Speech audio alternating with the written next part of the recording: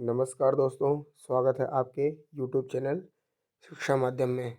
जैसा कि आप देख पा रहे होंगे कि ईएसबी यहाँ पे आपको दिख रहा होगा। ईएसबी एक्चुअली पीबी का नाम ही ईएसबी हो गया है अब। जैसा कि इसका पुराना नाम व्यापम था, व्यापम से ये पीबी हुआ, अब ये ईएसबी हो गया।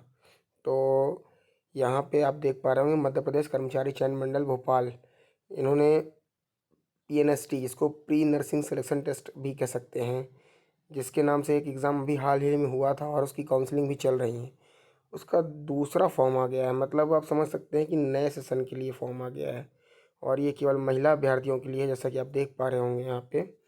तो यहाँ पे मैं इसके बारे में डिटेल में बात करूँगा अगर, तो ये काफ़ी लंबी वीडियो हो जाएगी। यहाँ पे आप देख पा रहे होंगे 56 पेजेस हैं यहाँ पे, जो कि प्रारूप 10 तक जाएगा, इसलिए यहाँ पे काफ़ी लंबी वीडियो हो जाएगी। तो हम ये चाह रहे थे कि इसका वीडियो एक शॉर्ट में हो जाए, तो हम लोग इस पे बात करेंगे, केवल शॉर्ट के इंपॉर्टेंट डेज वगैरह के ऊपर बात करेंगे, मेन मेन फैक्टर्स के ऊपर बात कर लेंगे। जैसा कि देख सकते हैं आप यहाँ पे कि ये फॉर्म जो है भरना चालू होगा आपका 15 फरवरी से, 15/2/2023 से। और ये फॉर्म भरने की अंतिम तारीख होगी 1 मार्च, यानी कि 1/3/2023 तक रहेगा। और यहाँ पे आप देख पा रहे होंगे कि ये जो आवेदन में संशोधन की तिथि है 6 तारीख है। संशोधन मतलब समझ रहे होंगे आप कि लास्ट डेट के बाद भी अगर कुछ लोगों का रह जाता है कि फॉर्म में कुछ त्रुटियां हो गई, गलती हो गई, तो उसको आप सुधार सकते हैं। उसकी आखिरी तारीख यहाँ पे 6 मार्च बताई जा रही है।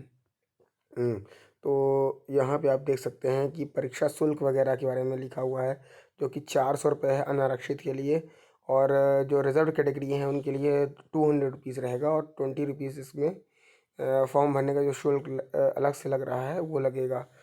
हैं, तो ये सब चीज़ें रहेंगी। और 2 पालियों में पेपर होगा, जैसा कि आपको देख पा रहे होंगे यहाँ पे। एक मॉर्निंग में रहेगा, एक दोपहर में रहेगा। तो एक मतलब एक मॉर्निंग में रहेगा, एक आफ्टरनून में रहेगा, यानी कि आप एक देख सकते हैं 7 से 8 बजे वाला टाइम एक स्लॉट दिया है इसमें प्रथम पाली का। द्वितीय पाली का 12 से 1 बजे वाला जो दिया हुआ है, तो ये एक दिया हुआ है इसमें। इसके ऊपर आगे बात कर लेते हैं हम लोग, तो डायरेक्ट चलते हैं अपन यहाँ पे। जो वैकेंसीज़ हैं, सिलेबस है, इन चीज़ों के ऊपर बात कर लेते हैं जो ज़रूरी हैं।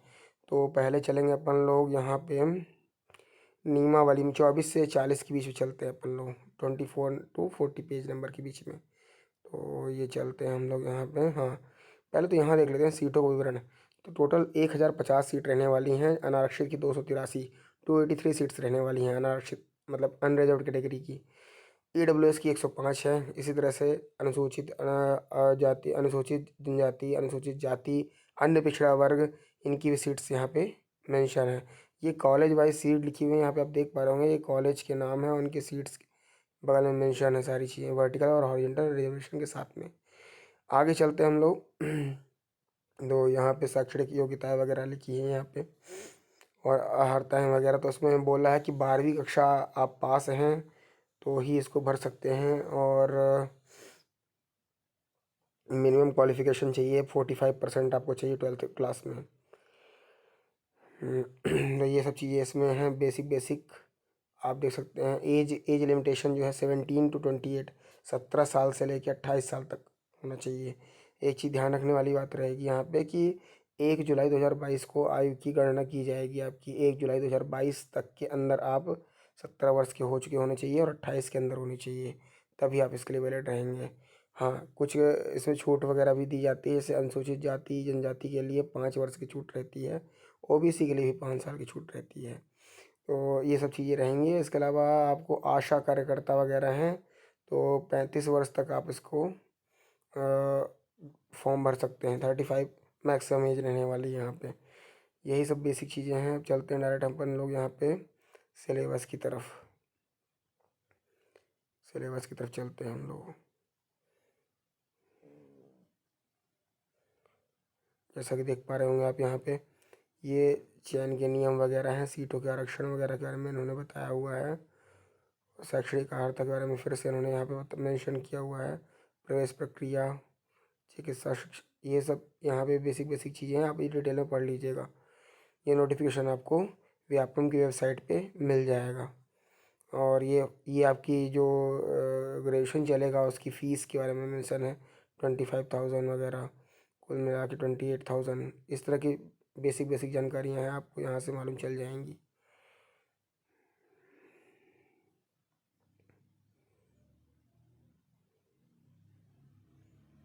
ये आप देख पा रहे होंगे नॉर्मलाइजेशन का जो कैटेगरी नॉर्मलाइजेशन का प्रोसेस है वो किस तरह से होता है, किस फार्मूले से होता है। ये फार्मूला भी यहाँ पे इन्होंने मेंशन किया हुआ है, इसको आप समझ सकते हैं। हालांकि ये समझना आसान नहीं होता, लेकिन आप इसके लिए मैं अलग से वीडियो बना दूंगा तो उसको आप समझ पाएंगे। यहाँ पे देख पा रहे होंगे आप कुछ और भी बेसिक जानकारियाँ दी हुई हैं। निरस्तीकरण के बारे में बताया हुआ है, और ये डेट ऑफ एग्ज़ाम के बारे में, सेंटर्स के बारे में बताया हुआ है। टोटल 8 सेंटर्स रहने वाले हैं। भोपाल, इंदौर, जबलपुर, ग्वालियर, रतलाम, सागर, सतना, उज्जैन, यही सेंटर रहेंगे। इसके अलावा सेंटर इसमें मेंशन नहीं है। ये आपका सिलेबस रहा। तो सिलेबस में आपका फिजिक्स रहेगा, फिजिक्स का डिटेल सिलेबस है। केमिस्ट्री है, फिर इनऑर्गेनिक केमिस्ट्री में भी कई सारे पार्ट हैं। तो जैसा कि आप देख पा रहे होंगे, जनरल एंड फिजिकल केमिस्ट्री है, फिर इसका इनऑर्गेनिक है, फिर ऑर्गेनिक होगा। ये लास्ट में ऑर्गेनिक है। और यहाँ पे आप देख पा रहे होंगे बायोलॉजी में 2 पोर्शन होता है, बॉटनी का सेक्शन है, जूलॉजी का सेक्शन है, और ये लास्ट में इंग्लिश का सेक्शन है। ये प्रमाण पत्रों के प्रारूप ये केवल SC ST के लिए होता है, जो कि बताने के लिए रहता है कि आप SC ST उम्मीदवार हैं तो आपको यहाँ पे कुछ रिलैक्सेशन वगैरह की बात रहती है।